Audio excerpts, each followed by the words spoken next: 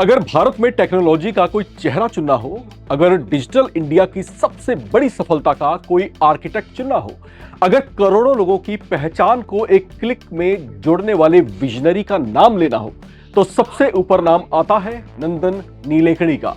एक ऐसा शख्स जिसने सिर्फ अरबों डॉलर की कंपनी नहीं बनाई, बल्कि भारत में दुनिया की सबसे बड़ी आधार जैसी डिजिटल पहचान प्रणाली को आकार देने में भी अहम भूमिका निभाई।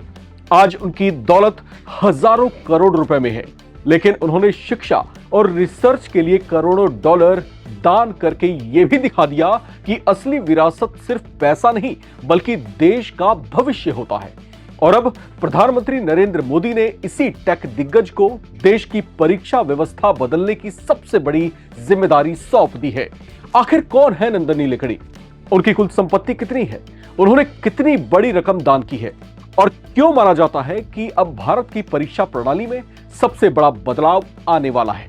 नवभारत टाइम्स की इस रिपोर्ट में सब कुछ बताएंगे, अंत तक बने रहें। भारत में जब भी टेक्नोलॉजी क्रांति की बात होती है तो नंदन नीलेकणी का नाम सबसे आगे आता है।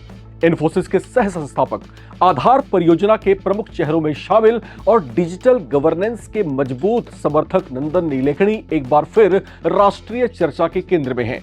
प्रधानमंत्री नरेंद्र मोदी ने उन्हें exam reforms high level task force का चेयरमैन बनाकर देश की प्रतियोगी परीक्षा प्रणाली में बड़े बदलाव की जिम्मेदारी सौंप दी है। यह फैसला ऐसे समय पर आया है जब पेपर लीक और परीक्षा सुरक्षा को लेकर देश भर में गंभीर बहस चल रही है।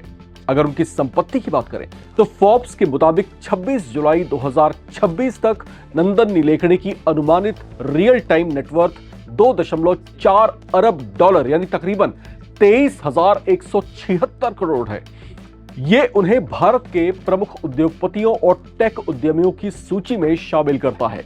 लेकिन उनकी पहचान सिर्फ एक अरबपति कारोबारी की नहीं है, बल्कि एक ऐसे प्रोफेशनल की भी है जिसने सार्वजनिक डिजिटल ढांचे के निर्माण में महत्वपूर्ण योगदान दिया। नंदन नीलेकणी का जन्म कर्नाटक में हुआ। उन्होंने आईआईटी बॉम्बे से इलेक्ट्रिकल इंजीनियरिंग की पढ़ाई की और फिर अपने साथियों के साथ मिलकर इन्फोसिस की स्थापना की। छोटी शुरुआत से निकली ये कंपनी आज दुनिया की अग्रणी आईटी कंपनियों में गिनी जाती है। साल 2009 में उन्होंने कंपनी से अलग होकर सार्वजनिक सेवा की जिम्मेदारी संभाली और यूआईडीएआई के प्रमुख के रूप में आधार परियोजना को आगे बढ़ाया। आज आधार भारत की सबसे बड़ी डिजिटल पहचान प्रणाली है और करोड़ों लोग इसका उपयोग कर रहे हैं। सिर्फ कारोबार ही नहीं, समाज को लौटाने की सोच भी नंदन नीलेकणी की पहचान रही है। साल 2023 में उन्होंने अपने ही संस्थान आईआईटी बॉम्बे को 3.8 करोड़ डॉलर का बड़ा दान दिया ताकि रिसर्च, इनोवेशन और आधुनिक इंफ्रास्ट्रक्चर को मजबूत किया जा सके। उपलब्ध सार्वजनिक जानकारी के मुताबिक ये उनकी प्रमुख परोपकारी पहलों में से एक है। भविष्य में वो अपनी कुल संपत्ति का कितना हिस्सा दान करेंगे, इस बारे में कोई आधिकारिक घोषणा तो नहीं है, लेकिन वो कितने बड़े दानदाता हैं ये भी सब जग जाहिर है। अब सबसे बड़ा सवाल कि प्रधानमंत्री मोदी ने परीक्षा सुधार जैसी अहम जिम्मेदारी के लिए नंदन नीलेकणी को ही क्यों चुना? इसकी वजह उनकी टेक्नोलॉजी, डिजिटल सुरक्षा और बड़े पैमाने पर सिस्टम बनाने की विशेषज्ञता मानी जाती है। सरकार चाहती है कि प्रश्न पत्र की सुरक्षा, उम्मीदवारों का सत्यापन, परीक्षा केंद्रों की निगरानी और रिजल्ट प्रोसेसिंग जैसी पूरी प्रक्रिया को आधुनिक तकनीक से ज्यादा सुरक्षित और पारदर्शी बनाया जा सके।